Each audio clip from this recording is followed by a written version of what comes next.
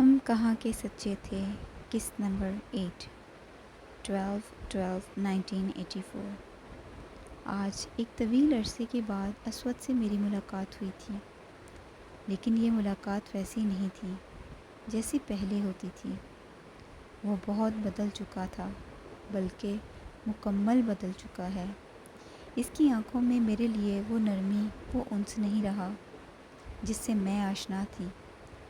شاید اس لیے کہ اب میرے بارے میں اس کی رائے بدل چکی ہے، اور شاید ترجیحات بھی۔ میری جگہ اب مشل نے لے لی ہے۔ ہمیشہ کی طرح یہاں بھی اس نے مجھے ریپلیس کر دیا ہے۔ کافی مشکل ہوتا ہے کسی ایسے بندے کے سامنے بیٹھ کر بات کرنا جس کے بارے میں آپ جانتے ہوں کہ وہ آپ کے بارے میں اچھے خیالات نہیں رکھتا، جو شاید آپ سے بات تک کرنا پسند نہیں کرتا، مگر اخلاقیات کے ہاتھوں مجبور ہے۔ مجھے اسود علی سے پھر بھی نفرت نہیں ہو سکی۔ یہ وہ بندہ ہے جس نے مجھے خوف کے کنویں سے نکالا تھا۔ میں مہرین منصور، جو کسی کے ایک بار بے اعتنائی دکھانے پر دوبارہ اس کی طرف دیکھنا پسند نہیں کرتی، میں اب بھی اس کی عزت کرتی ہوں۔ آج میں افی خالہ کی طرف گئی تھی اور وہاں وہ تھا۔ خالہ گھر پر نہیں تھی۔ میں واپس جانے کی بجائے لاؤنج میں بیٹھ گئی تھی۔ تبھی وہ مشل کے ساتھ اندر آیا تھا۔ مجھے دیکھ کر وہ ٹھٹک گیا تھا۔ کیسی ہو مہرین؟ اس نے بہت سرسری انداز میں پوچھا تھا۔ ٹھیک ہوں۔ میں خالہ سے ملنے آئی تھی۔ وہ مارکیٹ گئی ہیں، بس آنے والی ہیں، تم انتظار کر لو۔ آؤ مشل، اس نے میری بات کا جواب دے کر مشل کو مخاطب کیا تھا۔ ہاں چلو۔ ارے مہرین، آؤ نا تم بھی، یہاں تنہا بیٹھ کر کیا کرو گی؟ آؤ جاؤ تم بھی، مشل نے مجھے کہا تھا۔ اسود کے سامنے وہ مجھے اس طرح مخاطب کرتی تھی جیسے میں اس کی بہترین دوست ہوں، اور ویسے کئی ماہ ہم دونوں آپس میں بات نہیں کرتے تھے۔ اگر بات کرتے بھی تو وہ کوئی اتنی خوشگوار نہیں ہوتی تھی۔ نو تھینک یو، میں نے انکار کر دیا۔ وہ دونوں اندر کی طرف چلے گئے۔ میں ان کی پشت کو دیکھتی رہی۔ چند سال پہلے تک وہ صرف مجھے اس طرح اپنے کمرے میں لے جایا کرتا تھا، اور اب میں کہیں بھی نہیں تھی۔ زندگی کوئی تقریری مقابلہ نہیں ہے جسے میں اپنے الفاظ اور بیان سے جیت لوں اور کسی ہتھیار کی ضرورت ہی نہ پڑے۔ میں وہاں سے آ گئی تھی، خالہ سے ملے بغیر۔ جانتی تھی اب چند دن مشل بات بے بات میرے سامنے کہکے لگاتی پھرے گی، اور سب سمجھیں گے کہ وہ آج کل موڈ میں ہے۔ مگر اس کا یہ اچھا موڈ کس چیز کا مرہون منت ہوگا، یہ صرف میں جانتی ہوں۔ مجھ سے کچھ چھیننا بہت اچھا لگتا ہے اسے، چاہے وہ کسی کی توجہ ہی کیوں نہ ہو، اور سب لوگ سمجھتے ہیں وہ بہت مہربان، بہت فیاض، بہت ایثار پسند ہے۔ شاید باقی سب کے لیے وہ ایسی ہی ہے، مگر اس کی ساری کمینگی میرے لیے ہے، صرف میرے لیے۔ اور نانی کہتی ہیں تم 100 بار بھی پیدا ہو جاؤ تو مشل کی طرح نہیں ہو سکتی۔ ہاں، میں اس کی طرح نہیں ہو سکتی، نہ آج نہ آئندہ کبھی۔ 10/11/1986۔ کبھی کبھی میں سوچتی ہوں کہ لوگوں کو مجھ میں کیا نظر آتا ہے جس سے وہ متاثر ہو جاتے ہیں۔ کیوں لوگ مجھ سے ایک بار ملنے کے بعد بار بار ملنا چاہتے ہیں؟ میں جب بھی اندازہ لگانے کی کوشش کرتی ہوں، میں ناکام ہو جاتی ہوں۔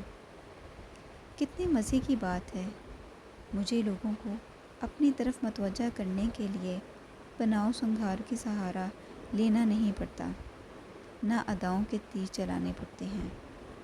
میں صرف بولتی ہوں، اور وہ کروا لیتی ہوں جو میں چاہتی ہوں۔ آج منسٹر آف انفارمیشن انوائٹڈ تھے۔ کالج میں گورنمنٹ کے انڈر کنٹرول میڈیا یوز کے لیے کام کر رہا تھا۔ یہ مذاکرے کا موضوع تھا اور منسٹر صاحب کی زبردست کھنچائی ہوئی تھی۔ آدمی ذہین اور پڑھے لکھے ہیں، مگر اپنے ڈپارٹمنٹ کی نااہلی کو کسی طور بھی وہ خوبصورت الفاظ کے الٹ پھیر میں نہیں چھپا سکے تھے۔ مذاکرے کے اختتام پر گروپ فوٹو کے لیے سب مہمان اور شرکاء اکٹھے ہوئے تھے۔ میں نے تصاویر لیے جانے کے بعد منسٹر صاحب سے آٹوگراف کے لیے درخواست کی تھی، مگر انہوں نے ہنستے ہوئے اپنا والیٹ نکالا اور اس میں سے ایک چھوٹی سی ڈائری کھول کر میری طرف بڑھاتے ہوئے کہا، آٹوگراف تو آپ سے لینی چاہیے۔ میں نے بلا تامل ڈائری تھام لی۔ اپنے سائن کرنے کے بعد میں نے لکھا تھا، for minister sir who belongs to a class which has weak memory۔ پھر میں نے ڈائری ان کی طرف بڑھا دی۔ وہ میری تحریر پڑھ کر بہت خوبصورت انداز میں ہنسے تھے۔ پھر انہوں نے میری آٹوگراف بک لے لی تھی اور مسکراتے ہوئے کچھ تحریر کر کے میری طرف بڑھایا تھا۔ میں نے آٹوگراف بک لے لی تو انہوں نے اپنا ایک وزٹنگ کارڈ میری طرف بڑھا دیا۔ جب بھی آپ کو میری مدد کی ضرورت ہو بلا تکلف آ جائیے گا، انہوں نے کارڈ میری طرف بڑھاتے ہوئے کہا۔ میں نے کارڈ لیے بغیر اطمینان سے ان سے کہا، سر آپ کو کیا لگتا ہے کہ مجھے بھی آپ کی مدد کی ضرورت پڑ سکتی ہے؟ نہیں، لیکن ہو سکتا ہے کبھی مجھے آپ کی مدد کی ضرورت پڑ جائے، انہوں نے برجستہ کہا تھا۔ میں مسکرائی، تو سر پھر تو آپ کو میرا وزٹنگ کارڈ مانگنا چاہیے، مگر چونکہ میں ابھی بڑے لوگوں کی فہرست میں نہیں آئی، اس لیے میرا کوئی وزٹنگ کارڈ نہیں ہے۔ بہرحال شکریہ، مجھے وزٹنگ کارڈ کی ضرورت نہیں ہے۔ اگر مجھے کبھی آپ کی مدد کی ضرورت ہوئی تو میں فون کر لوں گی۔ کیا آپ میرا کام ایک فون پر نہیں کر دیں گے؟ وہ اس پر ایک بار پھر کھلکھلا کر ہنسے۔ پھر میری آٹوگراف بک لے کر انہوں نے اس پر اپنا فون نمبر تحریر کر دیا۔ آپ یقین رکھیں، آپ کا کام ایک فون کال پر ہی ہو جائے گا۔ میں نے ان کا شکریہ ادا کیا تھا۔ ان کے جانے کے بعد مجھے مختلف لڑکیوں نے گھیر لیا تھا۔ وقتاً فوقتاً ٹیچرز بھی مجھے مبارکباد دینے آ رہی تھی۔ میرے لیے یہ ہنگامہ نیا نہیں تھا۔ ہر فنکشن کے بعد ایسا ہی ہوتا تھا، مبارکبادیں، تعریفیں، تالیاں، یہ سب چیزیں اب میری زندگی کا ایک حصہ بن چکی تھیں۔ اپنی فرینڈز کے ساتھ جب میں کچھ کھانے پینے کے لیے کیفیٹیریا جا کر بیٹھی تھی تو مجھے آٹوگراف بک کا خیال آیا۔ میں نے اسے کھولا۔ For Mehreen Mansoor who does not require any wishes to be successful, she is destined to win۔ میرے لبوں پر مسکراہٹ دوڑ گئی تھی۔ اچھے ریمارکس تھے۔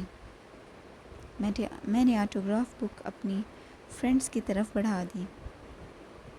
وہ بھی اسے پڑھ کر مسکرائی تھیں۔ تمہارے لیے نیا کیا ہے اس میں؟ یار ایسے ریمارکس تو تمہیں ملتے ہی رہتے ہیں۔ سارا نے آٹوگراف بک بند کر کے میری طرف بڑھائی تھی۔ میں کوک کے سپ لیتی رہی۔ مجھے مشل نظر آئی تھی کیفیٹیریا میں۔ اس نے بھی مجھے دیکھ لیا تھا۔ پتہ نہیں کیوں میں اس پر نظریں جمائے رکھی۔ وہ مجھ سے کچھ فاصلے پر ایک خالی ٹیبل پر اپنی دوستوں کے ساتھ بیٹھ گئی۔ میں اسے دیکھتی رہی۔ اس نے بھی بیٹھنے کے بعد ایک بار پھر میری طرف دیکھا تھا۔ مگر مجھے پہلے سے اپنی طرف متوجہ دیکھ کر اس نے نظریں ہٹا لیں۔ کھاؤ یار، یہ سینڈوچ ختم کرو، کہاں گم ہو؟ رکشی نے پلیٹ میرے آگے سرکائی تھی۔ میں نے سینڈوچ اٹھا کر کھاتے ہوئے دوبارہ مشل کو دیکھنا شروع کر دیا۔ مجھے لگا جیسے وہ نروس ہو گئی تھی۔ شاید میرے اس طرح دیکھنے سے ایسا ہی ہوتا تھا۔ کالج میں جب بھی کہیں وہ ملتی، میں اسے دیکھنا شروع کر دیتی تھی اور وہ نروس ہو جاتی تھی۔ مجھے صرف 5 گھنٹے کی زندگی ملتی تھی۔ ہر روز 5 گھنٹے کے لیے میں زندہ ہوتی تھی جب میں کالج میں ہوتی تھی، کیونکہ یہاں ماہرین منصور کو بہت سے لوگ جانتے تھے۔ جو نہیں جانتے تھے وہ جاننا چاہتے تھے، بات کرنا چاہتے تھے، اور جب میں گھر پر ہوتی تھی تو میں کچھ بھی نہیں ہوتی تھی۔ دوسروں کے ٹکڑوں پر پڑنے والی ایک یتیم لڑکی، جو مشل کے باپ، چاچاؤں اور دادی کے گھر پناہ لیے ہوئے تھی۔ گھر میں سب مشل کو جانتے تھے، اس سے بات کرنا چاہتے تھے۔ وہاں ماہرین سے کوئی بات کرنا نہیں چاہتا تھا، نہ ہی اس سے ملنا پسند کرتا تھا، اور اگر کبھی وہ ماہرین کے بارے میں بات کرتے تھے تو وہ بھی اس کے ماضی کے حوالوں سے، اس کے باپ کے سابقے کے ساتھ۔ گندی نالی میں مرنے والے نشئی کی بیٹی، جسے کچھ عظیم لوگوں نے ترس کھا کر سہارا دے دیا تھا، اس پر کرم کر دیا تھا، اور ان عظیم لوگوں میں وہ بھی شامل تھی۔ مشل اکبر اسے بہت شوق تھا نشے کے عادی لوگوں کے بارے میں بات کرنے کا، یہ بتانے کا کہ ایسے لوگ کتنے گھٹیا اور غلیظ ہوتے ہیں، ان کے لیے کیا سزائیں ہونی چاہیے، ایسے لوگ انسانیت کے نام پر کتنا بڑا دبا ہوتے ہیں، مگر وہ لوگ جن کا مرنا ان کے جینے سے بہتر ہوتا ہے۔ وہ اکثر گھر میں ہی گفتگو کرتی رہتی تھی، خاص طور پر تب جب میں کالج میں کوئی مقابلہ جیتتی تھی، تب وہ گھر پر میرا استقبال اسی قسم کی گفتگو سے کرتی تھی۔ وہ یہ ذکر شروع کرتی تھی اور بات چلتے چلتے میرے باپ کے تذکرے اور مثالوں پر آ جاتی تھی۔ وہی نشئی، وہی نالی، وہی کیچڑ۔ کبھی کبھی میرا دل چاہتا تھا میں پوری دنیا کو آگ لگا دوں۔ میرا ماضی، میرا خاندان، میرا باپ، یہ سب حوالے کیوں ضروری ہیں میری پہچان کے لیے؟ میں ان کے بغیر بھی کچھ ہوں، وہ سب یہ کیوں نہیں مان لیتے؟ مجھے وہ بار بار میرا باپ کیوں یاد دلاتے رہتے ہیں؟ مجھے وہ بھولا ہی کب ہے؟ میرے ذہن سے کیچڑ میں لتھڑی ہوئی وہ لاش کب فراموش ہوئی ہے؟ اگر وہ لاش میرے باپ کی تھی تو اس میں میرا کیا قصور تھا؟ کیا میں نے خود اسے چنا تھا؟ اگر وہ نشہ کرتا تھا تو کیا یہ میری غلطی تھی؟ اگر مشل کا باپ نشہ نہیں کرتا تھا تو اس میں اس کا کیا کمال تھا؟ وہ میری جگہ پر بھی تو ہو سکتی تھی۔ پھر وہ کیا کرتی؟ تب اس کی خوبصورتی بھی اس کے کسی کام نہ آتی، جیسے میری کوئی خوبی ان کا منہ بند نہیں رکھ سکتی تھی۔ میری ذہانت، قابلیت، صلاحیتیں مل کر بھی ایک بہت بڑا زیرو بن جاتی تھی۔ 14 سال پہلے کا وہ واقعہ لوگوں کے ذہن پر ایسے نقش ہے کہ ان کے دل میں میرے لیے جگہ ہی نہیں بنتی۔ میں اسی لیے نانی کے پاس نہیں بیٹھتی، ان کے پاس میرے لیے الفاظ نہیں، خنجر ہوتے ہیں۔ پھر وہ چاہتی ہیں کہ جب وہ یہ خنجر میرے جسم پر اتاریں تو میں آہ تک نہ کروں۔ وہ بھی مجھے اچھی نہیں لگتی، وہ سب کے لیے اچھی ہیں، بس میرے لیے نہیں۔ ہر وقت یہ زغم رہتا ہے کہ انہوں نے مجھے پال کر اپنی عاقبت سنوار لی ہے۔ کون ہے جو اس دور میں کسی بے سہارا کو سہارا دیتا ہے؟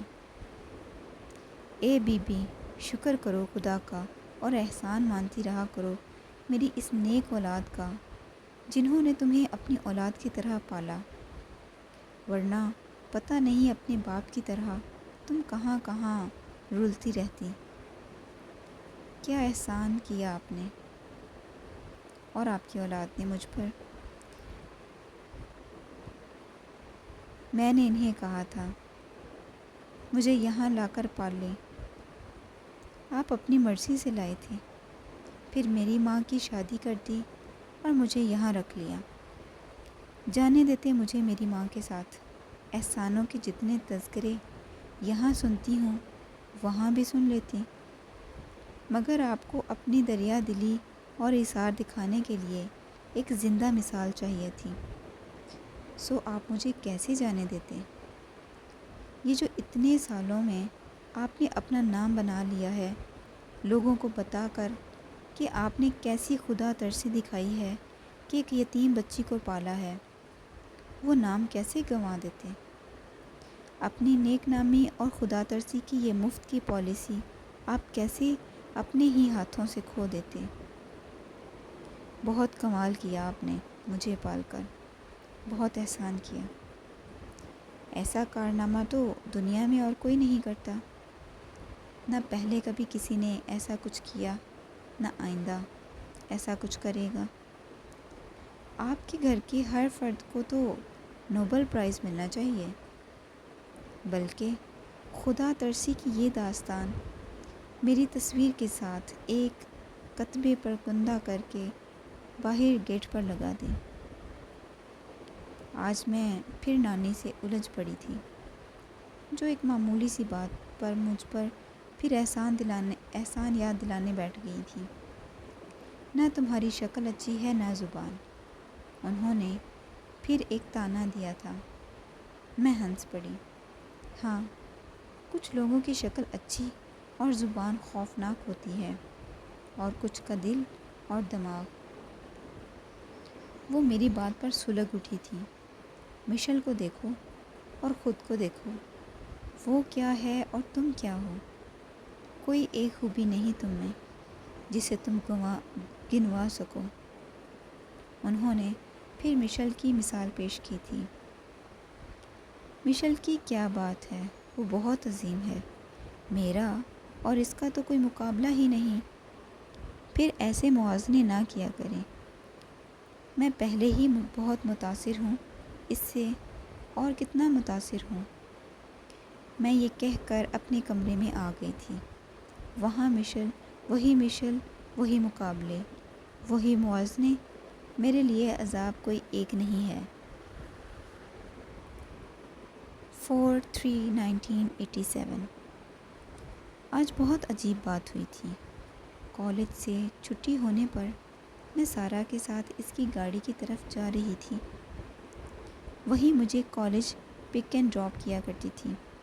کالج کے کار کی پارکنگ تک ہم ابھی پہنچے تھے کہ 17-18 سال کی ایک بہت خوبصورت سی لڑکی میرا راستہ روک کر کھڑی ہو گئی تھی۔ اس طرح روک کے جانے پر مجھے حیرت نہیں ہوئی تھی۔ لڑکیاں اکثر مجھے روک کر باتیں کیا کرتی تھیں۔ مہرین، میرا نام لینا ہے، مجھے آپ سے ایک بات کرنی ہے۔ ٹھیک ہے، کریں، میں نے مسکراتے ہوئے اسے کہا تھا۔ نہیں، مجھے یہاں نہیں کرنی، آپ میرے ساتھ میرے گھر چلیں۔ دیکھیں لینا، میں کسی کے گھر نہیں جاتی، پھر آپ سے تو ویسے بھی میں پہلی بار ملی ہوں۔ میں نے اسے نرمی سے سمجھایا تھا۔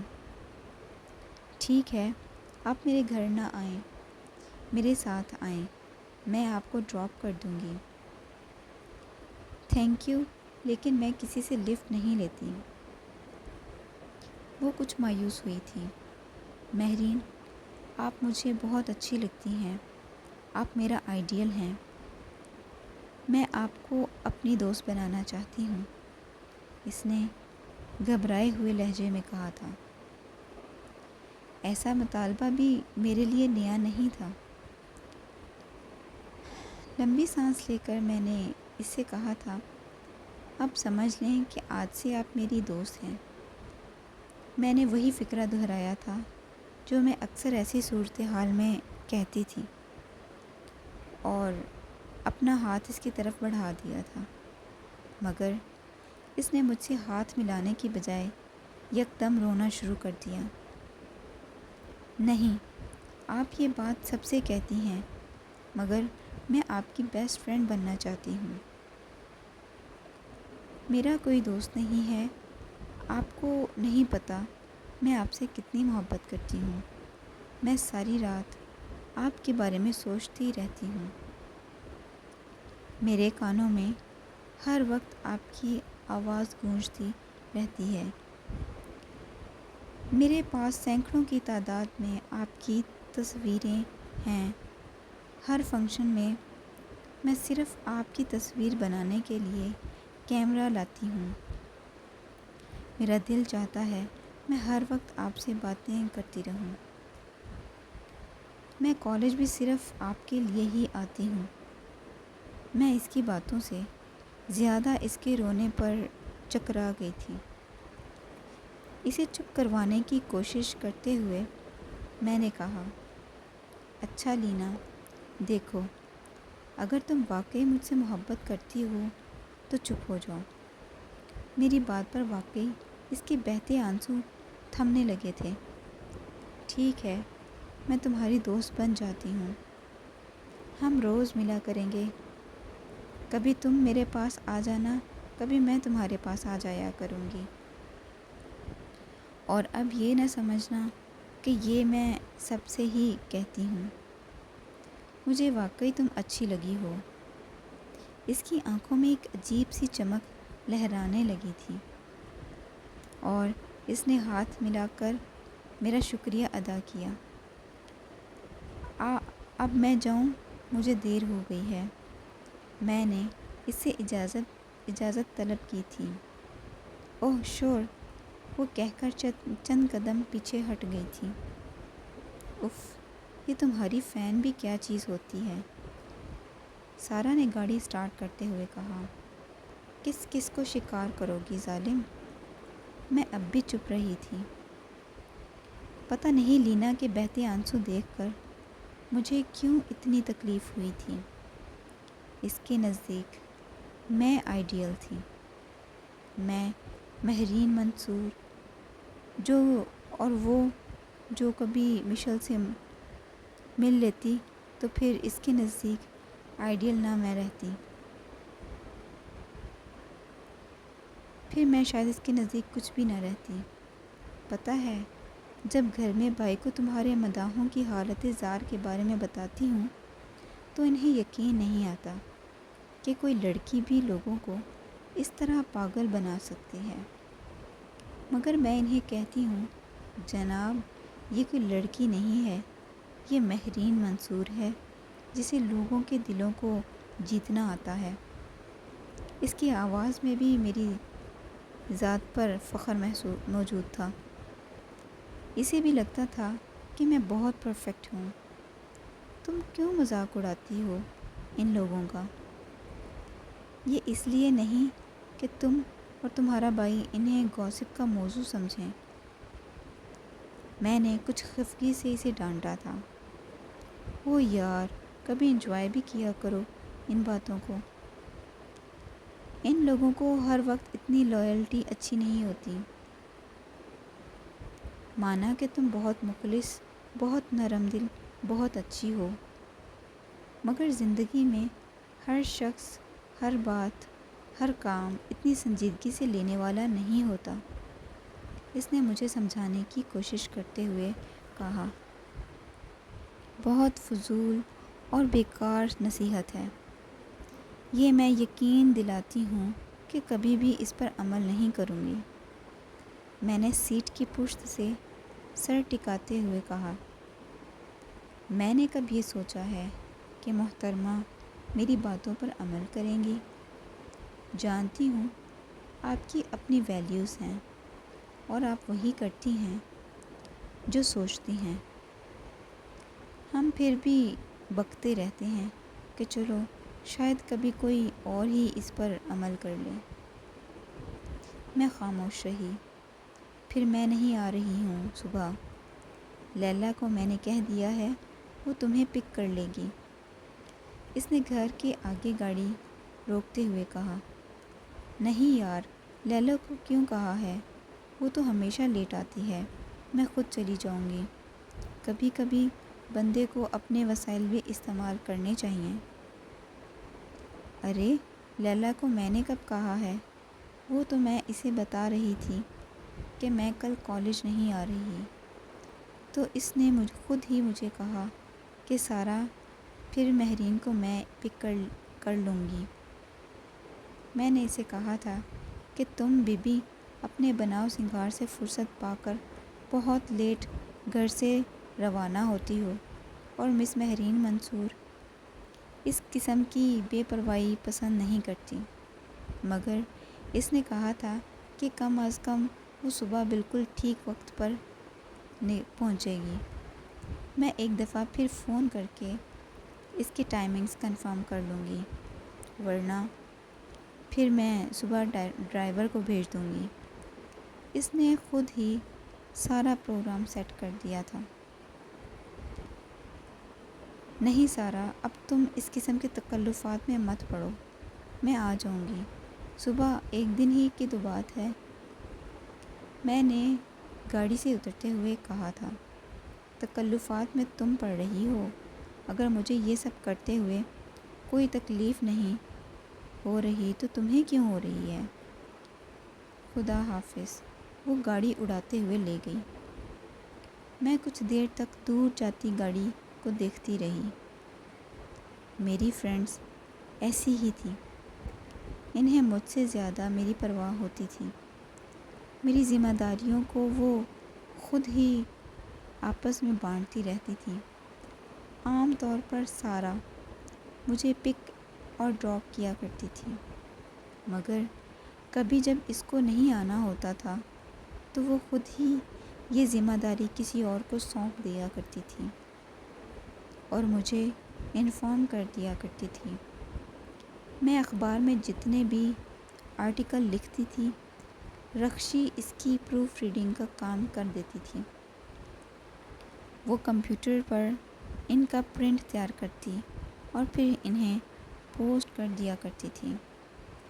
اخبارات سے ان آرٹیکل سے ملنے والی رقم اسی کے پتے پر آتی تھی اور میری باقی ڈاک بھی وہیں آتی تھی۔ لیلا فنکشنز کے لیے میرا لباس اور دوسرے لوازمات کا انتخاب کیا کرتی تھی۔ اس کی چوائس بہت اعلیٰ ہوتی تھی۔ وہی فنکشن کے لیے مجھے تیار کیا کرتی تھی۔ شیبہ فنکشنز کے لیے مختلف چیزیں تیار کرنے میں میری مدد کرتی تھی۔ ڈیبیٹس میں اکثر وہی میری پارٹنر ہوا کرتی تھی۔ جب وہ ان چیزوں میں حصہ نہیں بھی لے رہی ہوتی تھی، تب بھی وہ نامکمل رہ جانے والی فائلز مکمل کر دیا کرتی تھی۔ اور سارا، وہ تو پتہ نہیں میرے لیے کیا کیا کرنا چاہتی تھی۔ اخبارات میں چھپنے والی تصویریں اور آرٹیکلز وہی کاٹ کاٹ کر جمع کر کے مجھے دیتی رہتی تھی۔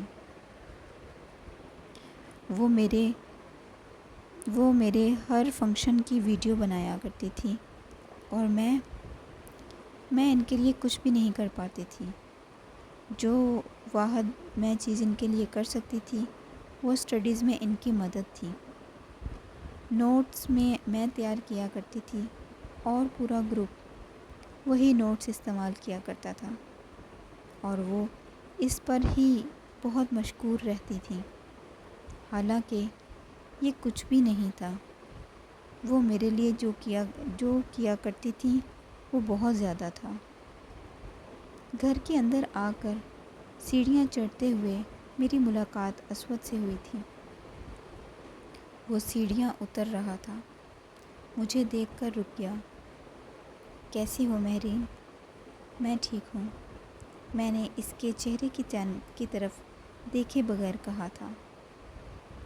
میرا جی چاہ رہا تھا کہ میں فوراً وہاں سے بھاگ جاؤں۔ اس کی مسکراہٹ مجھے بہت اجنبی لگی تھی۔ تم ہماری طرف آؤ نا کبھی، امی کہتی ہیں کہ اب تم آتی ہی نہیں ہو۔ پرسوں ایک دعوت کر رہی ہیں امی، مجھے جاب ملنے کی خوشی میں، تم بھی آنا۔ میں نے پہلی دفعہ سر اٹھا کر اس کا چہرہ دیکھا تھا۔ بہت عرصے کے بعد میں نے اسے اتنے قریب سے اور غور سے دیکھا تھا۔ بلیک جینز کے ساتھ وہ سفید ہاف بازوں والی ٹی شرٹ پہنے بہت اچھا لگ رہا تھا۔ خوبصورت تو وہ شروع سے ہی تھا، مگر آج وہ پہلے سے زیادہ اچھا لگ رہا تھا۔ مجھے شاید بہت عرصے بعد وہ میرے لیے مسکرایا تھا، اس لیے پھر اسی لمحے اوپر سیڑھیوں سے مشل نیچے آئی تھی۔ وہ اس کے پاس آ کر کھڑی ہو گئی تھی۔ میڈ فار ایچ ادر، میرے ذہن میں ایک سوچ ابھری تھی۔ کیا اس سے زیادہ پرفیکٹ کپل کوئی ہو سکتا ہے؟ پرسوں میری دوست کی برتھ ڈے ہے، مجھے وہاں جانا ہے، اس لیے میں نہیں آ سکوں گی۔ انویٹیشن کے لیے شکریہ، میں یہ کہہ کر اوپر کی طرف بڑھ گئی تھی۔